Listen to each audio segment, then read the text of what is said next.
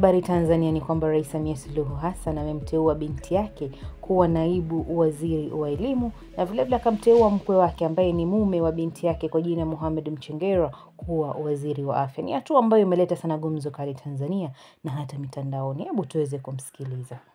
Mimi Wanu Hafidh Amer na hapa kwamba nitakuwa mwaminifu kwa Jamhuri ya Muungano wa Tanzania na kuitumikia kwa moyo wangu wote, na kwamba nitaihifadhi, nitailinda na kuitetea Katiba ya Jamhuri ya Muungano wa Tanzania kwa mujibu wa sheria iliyowekwa.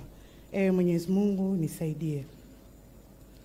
Mimi Wanu Hafidh Amer na hapa kwamba nitaitumikia vema na kwa moyo thabiti Jamhuri ya Muungano wa Tanzania katika kazi zangu za naibu waziri wa elimu, sayansi na teknolojia, na kwa wakati wote nitamshauri kwa hekima na uaminifu Rais wa Jamhuri ya Muungano wa Tanzania, na kwa vyovyote vile sitatoa siri za baraza la mawaziri.